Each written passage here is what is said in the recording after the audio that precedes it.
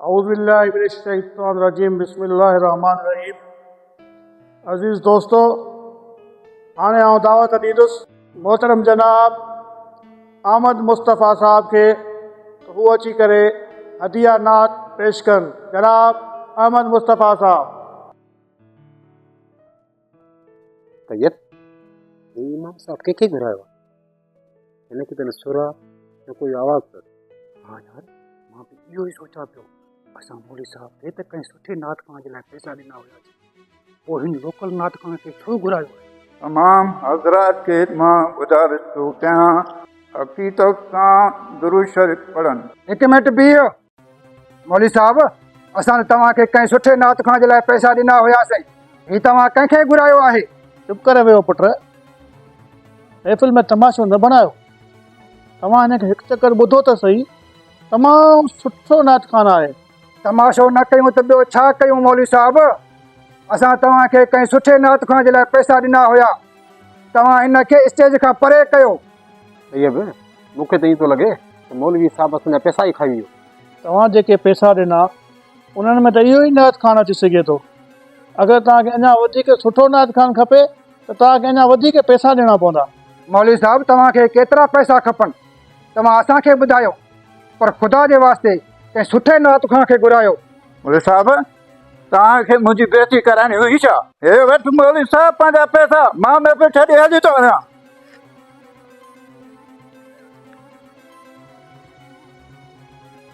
ही वठो मौलवी साहब वधीक पैसा। सुभाणे कंहिं सुठे नात खां खे वठी अचो, सुभाणे ॿीहर महफ़िल थींदी। अचो। अदा बिलाल, यार पाड़े वारा कंहिं सुठे नात खान खे ॿुधणु चाहिनि था यार, इन जे करे मां आयो आहियां तो वटि। को सुठो नात खान त घुराए ॾे। इहो त सही आहे मौलवी साहब, पर तव्हां मूंखे इहो त ॿुधायो तव्हां वटि बजट केतिरी आहे? अदा असां वटि त कुल 30,000 आहे, इहा ई असांजी बजट आहे। अड़े यार, इन्हनि पैसनि में त सुठे नात खां जे गाॾी में पेट्रोल पवंदो आहे। दादा तूं कोशिशि त कर। कल्ह बि इन जे करे ॻोठ वारनि महफ़िल बग़ैर ॿुधण जे ख़तमु करे छॾी। जी हा भाउ, मां कोशिशि कयां थो, पर आहे मुश्किल। ही घटि ऐं थोरनि पैसनि में सुठो नात खां नथो अची सघे। दानिश साहब, बिलाल ॿाहिरि आया नात ख़्वान लाइ सुभाणे जो टाइम वठण लाइ। अच्छा पुट, ईअं कयो तव्हां डेयरी में ॾिसो, सुभाणे कॾहिं को असांजो प्रोग्राम त न आहे, कॾहिं का मसरूफ़ियात त न आहे बाबा? दानिश साहब, सुभाणे जे लाइ काई बि तव्हांजी मसरूफ़ियात न आहे। ठीकु आहे बिलाल साईं, बिल्कुलु तव्हांजे प्रोग्राम ते असां सुभाणे ईंदासीं। बहरहाल तव्हांखे असांजी फीस जी त ख़बर आहे साईं, बसि इहा टाइम ते ॾेई छॾिजो। हा दानिश साहब, हिन जो इहो ई त मसइलो आहे न। हिननि वटि कुल 30,000 जो बजट आहे ऐं ॿुधणु चाहिनि था वॾो सुठो नात ख़्वान। ओ बिलाल साहब, हिन 30,000 में त साईं असांजी गाड़ी जो पेट्रोल बि न ईंदो बाबा। अगरि तव्हां पूरा पैसा ॾेई सघंदव त असां तव्हांजे प्रोग्राम में ईंदासीं बाबा, न त न अची सघंदासीं। जनाब, तव्हां असांखे टाइम त ॾियो, महफ़िल शुरू थियण खां अॻु में तव्हांखे पंहिंजी फीस ॾेई छॾंदासीं। चलो ठीकु आहे, मां ईंदुसि तव्हांजी महफ़िल में, पर जे महफ़िल शुरू थियण खां अॻु में मूंखे पैसा न मिलिया, मां महफ़िल छॾे हलियो वेंदुमि बाबा।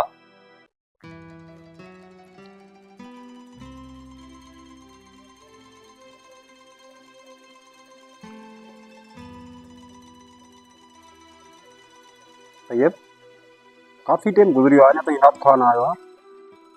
अलाह जा बंदा, उहो वॾो नात खां आहे ऐं वॾो नात खां अचण में देरि त कंदो आहे। तूं सब्र त कर। हू ॾिस यार, अची वियो वॾो नात खां। उथो।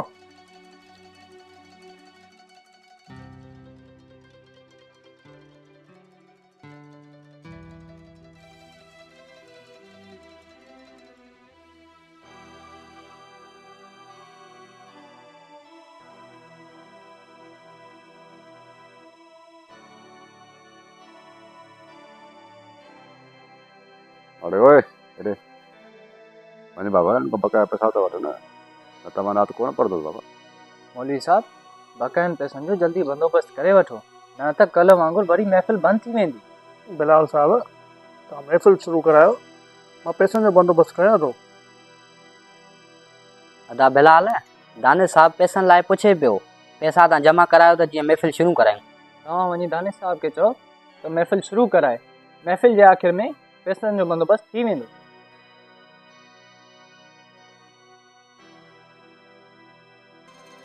छा खुसड़ पुसड़ हले थी, महफ़िल छो नथा शुरू कनि? यार मूंखे पाण खे सम्झ में नथी अचे। हल तारी मौली साहब खां पुछूं। हलो। दाने साहब मूंखे लॻे थो हिननि वटि पैसा आहिनि ई न, छो जे करे हे बहानो करनि था न महफ़िल जे आख़िर में पैसा ॾींदा। मौलवी साहब, बाबा जो अगरि तव्हां वटि कंहिं वॾे नातखार जे ॿुधण जा पैसा न हुया त पोइ असांजो वक़्तु छो ज़ाया कयो अथव? इकरार भा, हे सभु कुझु छा थो थिए? आख़िर ॻाल्हि छा आहे? जनाब ही तव्हां कहिड़ियूं ॻाल्हियूं पिया कयो? असां तव्हांखे पूरा 3000 रुपया ॾिना हुयासीं। बाबा 30,000 त कुझु बि न आहिनि मुंहिंजी फीस। बाबा मुंहिंजी फीस 1 लख रुपया आहे, 1 लख रुपया। इहे तव्हां वारा 30,000 त मुंहिंजी गाॾी जो पेट्रोल बि न आहे। जनाब कॾहिं हुज़ूर जो ज़िक्र घटि पैसनि में बि करणु घुरिजे। महिरबानी करे तव्हां नात पढ़ो, असां ॿुधण जे लाइ बेक़रार आहियूं। अरे हलो कढ गाॾी बाबा, हिन खे महफ़िल न आहे कराइणी। अॼु जे दौर में कुझु नात ख़्वां हज़रात बरक़त जे लाइ नात नथा पढ़नि, बल्कि पैसनि जे लाइ नात पढ़नि था। अहिड़नि नात ख़्वाननि जे डबल रेट जे करे असां वटि महफ़िलूं तमामु घटि थियनि थियूं। इन जे करे असांखे घुरिजे त असां उन्हनि जो बाइकाट कयूं ऐं पंहिंजे लोकल नात ख़्वां हज़रात खे अॻिते आणियूं। अगरि तव्हांखे असांजो ही मैसेज सुठो लॻे त हिन खे पंहिंजे दोस्तनि वटि ज़रूरु पहुचाइजो। महिरबानी।